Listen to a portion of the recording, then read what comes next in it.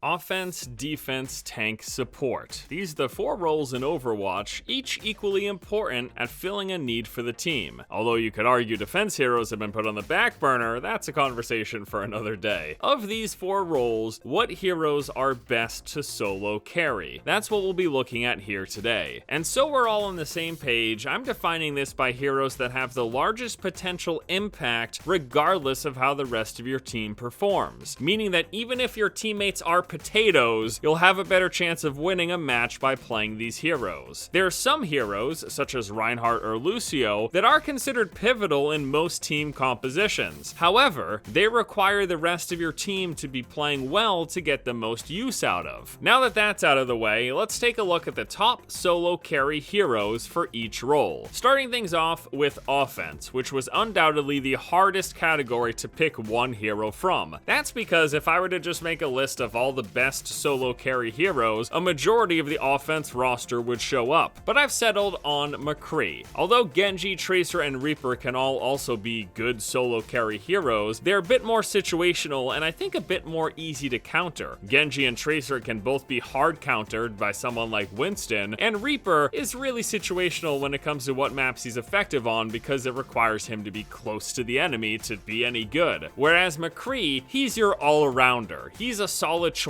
all the time. 140 damage headshots that can be fired at 2 a second, 70 damage body shots. Deadeye is a great zoning tool, sometimes securing 2-3 kills. And then of course his flashbang utility, allowing him to hard counter Genji and Tracer, other people who could have made this list. McCree, if you have good aim and you're a good player, he's the guy who's gonna carry your team to victory. There's really no question about that. Next up, we'll be moving to defense. This was the toughest one to choose from in terms of categories, but a recent star has risen to the top. We're talking, of course, about Mei. Mei is a very strong choice nowadays. Ever since we saw that increase to her ultimate radius, she's catching a lot more people in that freeze than she ever did in the past. And then, of course, the projectile hitbox size increase helped her as well. Mei's always been on the cusp of playable, but it seems like nowadays you see her quite often. Of course, she's almost a must pick on something like Hanamura. There's very small defense choke points that people have to funnel through unless they've got climbing or flight abilities. Mei is an excellent choice there. In a lot of ways, she plays almost like a secondary tank as a supporting role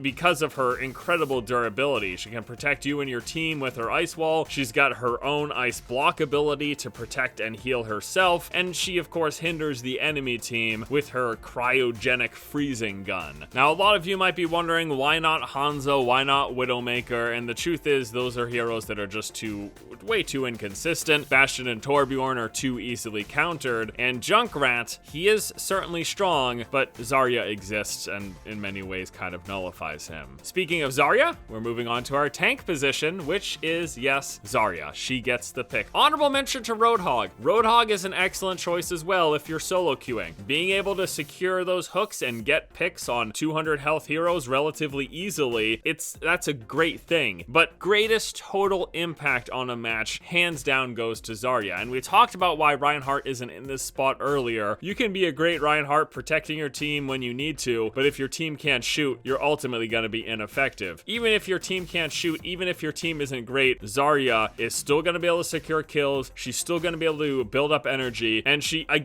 sets up these team wipe situations with her ultimate like no one else can. Your team doesn't need a brain to know that Graviton was tossed out and they should all attack the group of enemies that are floating in the center of its mass. Zarya is the best solo queue carry tank. And finally, we are moving on to supports, and the medal here goes to Ana. Ana is wildly played right now, and I think that even after her ultimate nerf, which will be coming up in an upcoming patch, I still think she's going to get a lot of play. One of the biggest reasons is how strong her healing is, which is the single best solo target healing in the game. She's got the best burst healing out there, and the fact that she can also get some kills. Now, you might look at someone like Zenyatta and say, well, for Zenyatta can also grade some kills, and Zenyatta's also a really good choice. But I think when it comes to total match impact, Ana takes the cake right now. Now, this could change. This might be doing a little switcheroo, and we might see less Ana once her ultimate gets nerfed, but I'm not sure because her biotic grenade is getting a buff as well, making her all the stronger. She's still gonna have the best single target burst healing healing in the game, and she's still a relatively decent force to be reckoned with when it comes to attacking and damaging the enemies as well. Ana, I think, is the best right now. Nano Boost, an amazing ultimate, really